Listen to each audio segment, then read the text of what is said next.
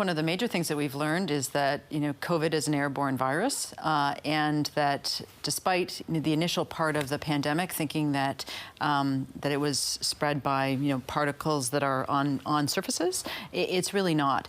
And how important it's going to be for the future for us being able to manage this effectively, to get that message out so that people can effectively protect themselves from COVID and other airborne viruses like the flu as well. Well, I see it from a different perspective from the World Health Organization. And I can tell you, as of February last year, when I was called to head office, it was always considered to be airborne and not surface. I mean, surface is certainly important in hospitals, but less important in the community, much more important in the air as either droplets or very tiny airborne particles.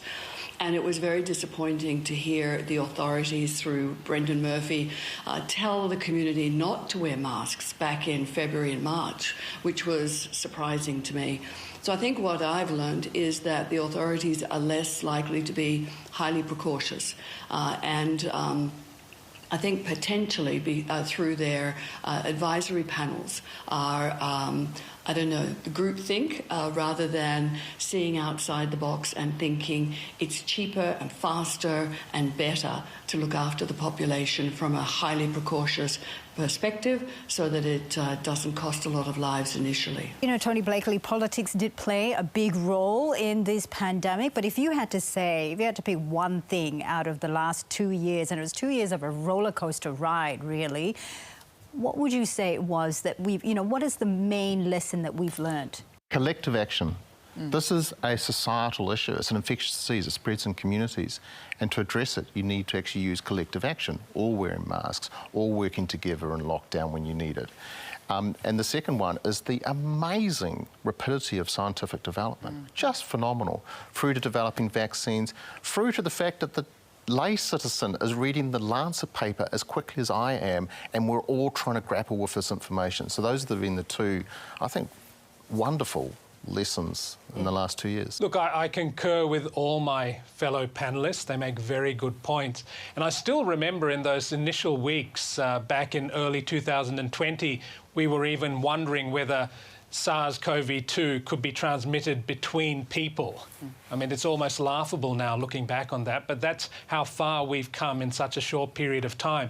And of course, prior to all this, vaccination and the development of vaccines has been a real revelation here. Prior to all this, measles, mumps, the mumps vaccine from start to finish, it took 4 years, and that was the quickest vaccine from start to finish that we saw. But within a year, we were rolling out not one, but a number of COVID vaccines. And despite all the issues that have come up with Omicron and whether our vaccines are as effective against Delta, etc., at least we've got them. They've provided us some way out towards a more normal life with COVID. And of course, as Tony Blakely says, it is not just an infectious diseases issue, it's not just a health issue, but it traverses and gets into every aspect of our lives, both in Australia and around the world, and we need a global effort to combat it. We've discovered quite a lot in ourselves, in science, in this disease. Australia's discovered you people as well. Epidemiologists, you've become famous in your own right. Nancy Baxter, how have you dealt with this newfound scrutiny of you and your industry? Well, I mean, it's been unusual. Until now, you'd introduce yourself and say you're an epidemiologist, and people would ask you about skin. So even people knowing what that is interesting. And people having their favorite epidemiologist is just frankly bizarre. There is one person who regularly comments on my fashion when I turn up on ABC TV saying, not the blue shirt again, that tie didn't go well with this. He once also said, just realise that one of your ear protrudes more than the other. And my wife of 20 years who'd never noticed that, well, that's all she can see now. So thank you for that. The story I like the best is this elderly couple right at the beginning of the pandemic. They contacted me and said, "You're on the ABC a lot, but we can't hear you very well. You need to get a better microphone, and this is what we recommend you buy." And I went out and bought it, and it was really good. I thought that was lovely. Tony Blakely, do you think we are better placed now, after these last 2 years, to face new variants that may be coming, or another pandemic, maybe? Absolutely, we're better placed. More technology, more understanding, all the rest of it. What I think 2022 holds for us is one of two options. The first option is that we try to keep the virus level low and we take a bet, if you like, on that we'll get better vaccines.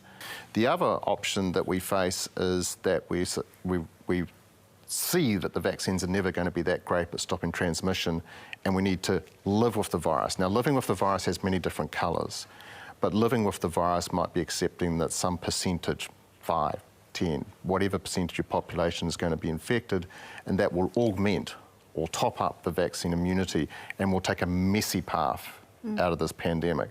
Well, certainly Dr. Tedros from the WHO reminds the world that you can't just rely on vaccines, that the vaccine isn't perfect because the virus keeps changing, and that you do need to incorporate it with other public health measures such as mask use. But they also need to put pressure on pharma to actually get rid of this IP and allow low and middle income countries to actually make the vaccines in their country, give employment to people and get the vaccine rollout in those countries.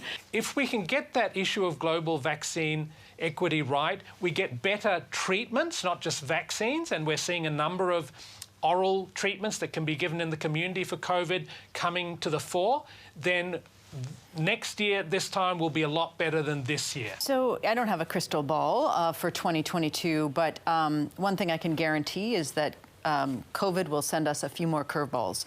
And at the end of 2022, we will be in a very different place than anyone could have predicted. And that's just based on what it's done in the past 2 years. One of the challenges I think that we have is we set a roadmap that means that we know where our destination is, we know what the conditions of the road are going to be. And we seem to really rigidly focus on following a roadmap, when actually what we need to be able to do is to react to what happens and to be a bit more nimble in our thinking and nimble in our actions to react to that. One of the very important things we need to be focusing on over the next year is how to counter, the fake news, the anti-vax sentiment, the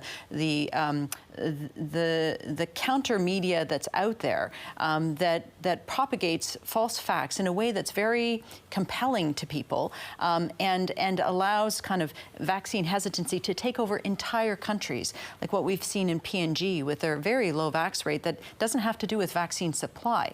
It actually has to do with people not wanting the vaccine. And so we need to actively not just get vaccine to people, but create the environment that vaccines can get into arms. Yeah. Well, your work, the knowledge that you are all sharing and have been throughout the many years, epidemiologists, the scientific community has been vital to that. So thank you so much.